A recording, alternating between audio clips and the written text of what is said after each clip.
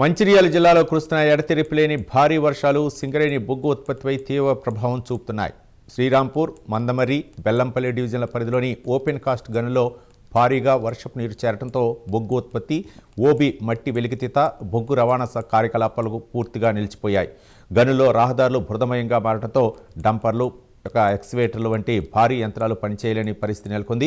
వర్షాల తీవ్రత తగ్గిన తర్వాతే గనులో నిల్వ ఉన్న నీటిని తొలగించే పనులు చేపడతామని సింగరేణి అధికారులు తెలిపారు.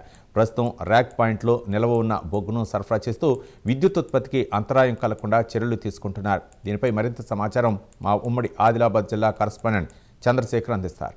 2 రోజులుగా కురుస్తున్న భారీ వర్షాలతో అయితే సింగరేణిలో బొగ్గు ఉత్పత్తికి అయితే ఆటంకం ఏర్పడిందని అయితే చెప్పవచ్చు. ముఖ్యంగా మంచిర్యాల, కుమరంభీం, ఆసిఫాబాద్ జిల్లాలోని ఉపరితల గనులలో వద్ద అయితే భారీగా వరద నీరు వచ్చి చేరడంతో అయితే ఉత్పత్తికి ఆటంకం అయితే ఏర్పడింది.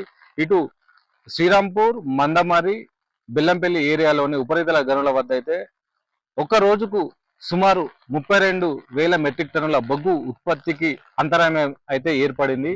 అదేవిధంగా ఓబీ మట్టికి సంబంధించి చూస్తే 1.80 మెట్రిక్ టన్నుల ఓబీ మట్టిని అయితే వెలికి తీయడానికి అయితే అంతరాయం అయితే ఏర్పడింది. ఏదేమైనా ఇటు ముఖ్యంగా సింగరేణి ఉపరితల గనులపై అయితే బొగ్గు ఉత్పత్తికి ఆటంకంతో అయితే ఇటు డంపర్లు కానీ, షెవర్లు కానీ పూర్తిగా రవాణా వ్యవస్థ స్తంభించిపోయిందని చెప్పవచ్చు.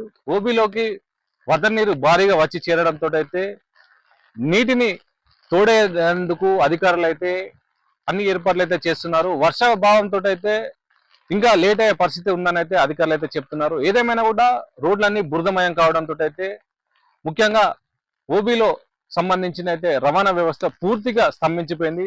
దీనికి సంబంధించి ఎక్కడికక్కడ డంపర్లు కానీ, షెవర్లు కానీ నిలిచిపోయిన పరిస్థితి అయితే ఏర్పడింది. ఏదేమైనా కూడా ఇటు వర్ష ప్రభావంతో అయితే సింగరేణికి సంబంధించిన బొగ్గు ఉత్పత్తిలో అయితే భారీగా నష్టం వాటిల్లింది అయితే ఇప్పటికైతే అధికారులు అయితే చెప్తున్నారు. దీంతో ఇటు మంచిర్యాల, కుమరంభీం, ఆసిఫాబాద్ జిల్లా సంబంధించి ఉపరితల గనుల వద్దకు సంబంధించిన అయితే బొగ్గుకైతే ఆటంకం ఏర్పడింది.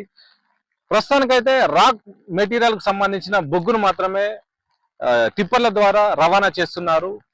ఓబీకి సంబంధించిన బొగ్గును అయితే రవాణా చేయలేని పరిస్థితి అయితే ఉంది. వర్షాభావం కారణాల వల్ల అయితే ముఖ్యంగా ఓబీ సంబంధించిన పనులకు తీవ్ర ఆటంకం అయితే ఏర్పడుతుందని అయితే అధికారులు అయితే చెప్తున్నారు. ఏదేమైనా కూడా రానున్న రోజుల్లో మరింత వర్షాభావ పరిస్థితి ఉంటే సింగరేణిలో అయితే బొగ్గు వెలుగతీతకైతే భారీ నష్టం వాటిల్లుతుందని అయితే అధికారులు అయితే చెప్తున్నారు. కెమెరా పర్సన్ వినోద్తో చంద్రశేఖర్, ప్రైమ్9 న్యూస్, ఉమ్మడి ఆదిలాబాద్ జిల్లా.